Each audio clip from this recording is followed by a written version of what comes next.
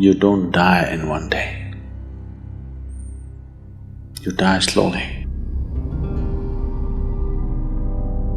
Till udhana exists, there are tantric processes with which you could revive the body. Their underclothes, they must be burnt. Because otherwise, it becomes a habitation for various kinds of forces.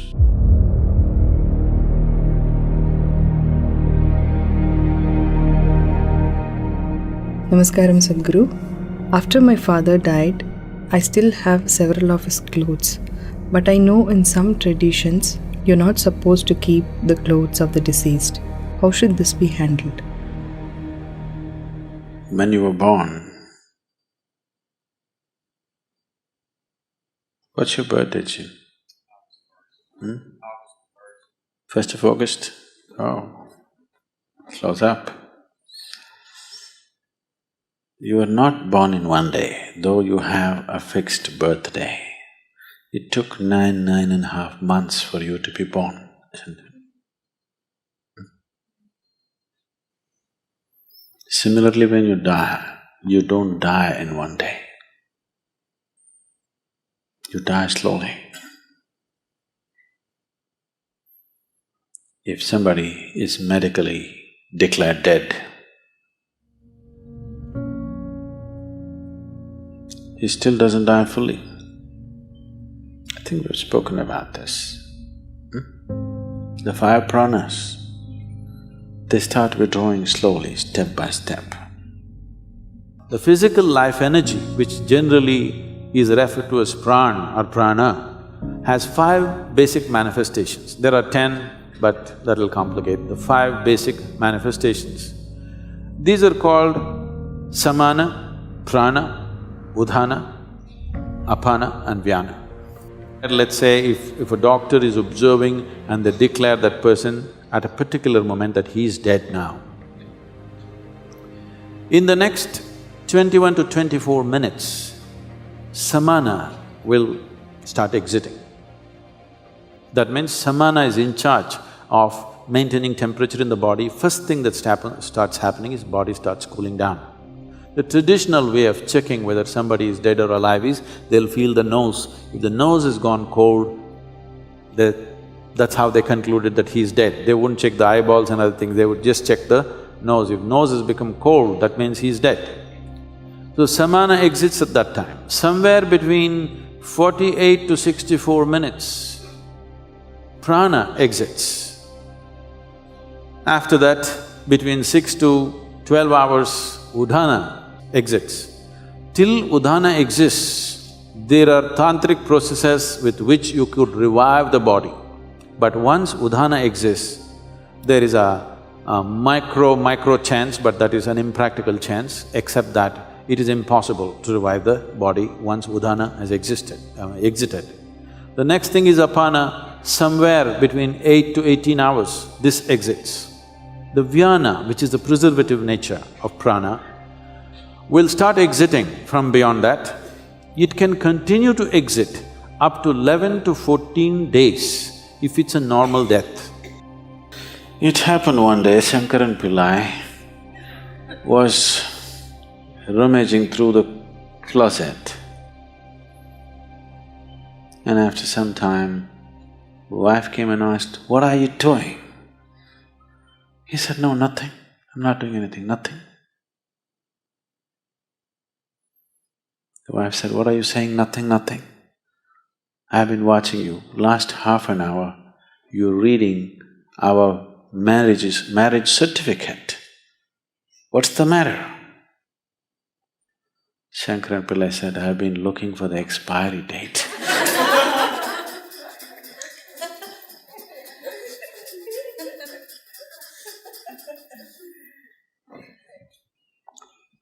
So though there may be an expiry date for one's death, one does not die in a day. It's a slow process. In fact, it's happening right now, slowly. By doing yoga, you may be putting up hurdles in the way of death, but not stoppers. Yes? Daily yoga you're doing, putting up some hurdles and slowing it down, but no stopper.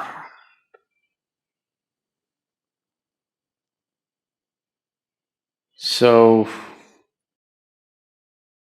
today you know that from your old clothing, we can take your DNA. After you're gone, after 100 years later, we can clone you. Yes? Yes or no? You know? So who you are, at least the physicality of who you are, can be picked up from your clothes and we can remake you. At least someone who looks just like you. We can create the body. So, you are still there all over the place. The yogis, when they die, they'll set fire to the hut in which they are living by themselves. There is a way to do it. Let me not tell you because I don't want you to set fire to the cottages here.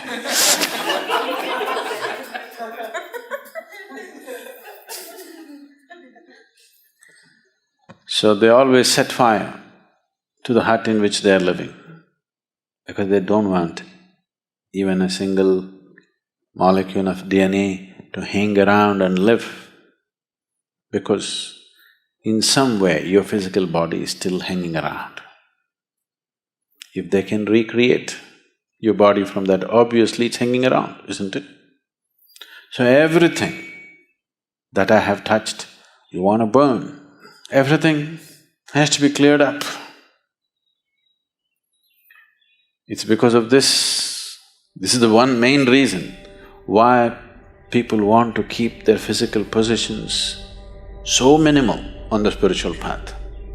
If you enter a sannyasi's room, you will see there'll be 3 pairs of clothes neatly folded and kept, just this thing to drink water, 1 plate to eat food, and just 1 single sheet to sleep upon, and that's it. No one extra item, because he does not want to touch too many things in the world. He wants to keep it to at most minimal, because he knows if he spreads his body all over the place, gathering it and going will be very difficult. That is why he does not form any physical relationships of any kind, because he understands if he leaves his body all over, when the time to gather comes, it's going to be extremely difficult. People who are off your body are unwilling to come with you when you want to go. They won't come. They'll all say, I love you, but they won't come.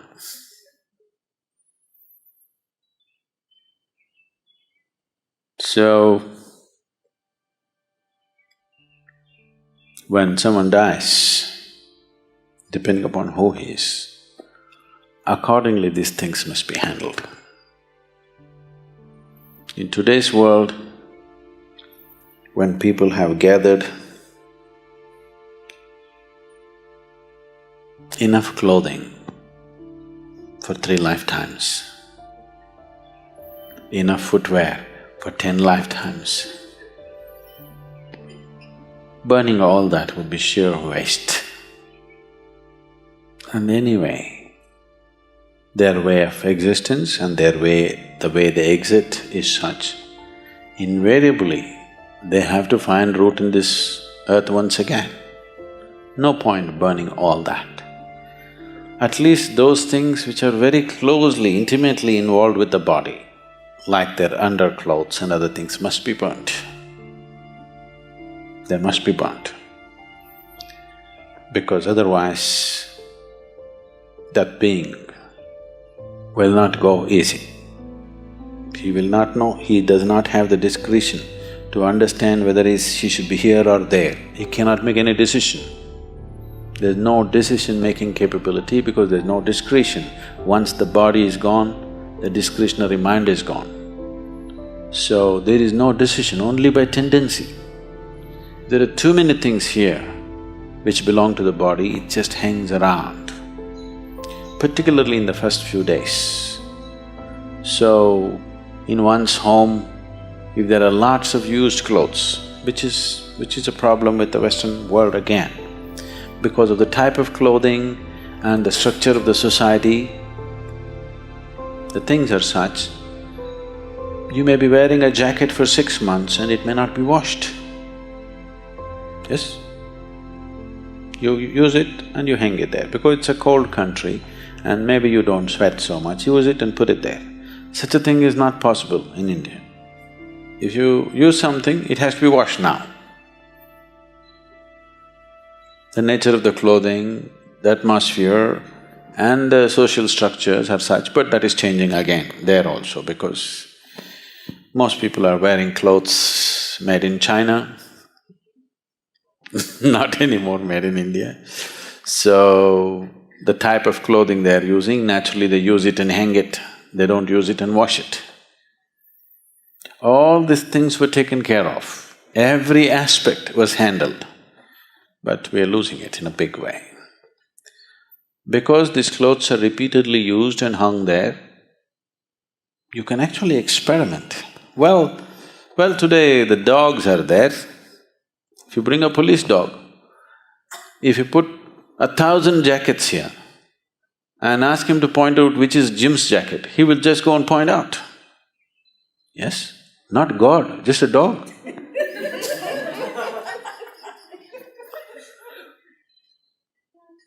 So obviously, who you are is hanging there in the jacket in many ways, isn't it? That even a dog can see it. So, once it is like this, when a person has departed and his body is still hanging around in many forms, it becomes a habitation for various kinds of forces. Not only for that person's energies hanging around, for various other kinds of forces. Unoccupied body, your jacket is, in a way, which is not a good way to leave it. So, either they immediately wash it. In India, if they're expensive clothes, they will wash all the clothes. Within the first 10 days or 11 days, they'll wash all the clothes and distribute it to many places, never to one place. You don't take all your clothes and give it to one family. You make sure the jacket goes here, trousers goes there, that goes there, this goes there, so that it gets too spread out to make any significance. Significant presence is not there. Otherwise, all the things which are intimately with the body, just burn it.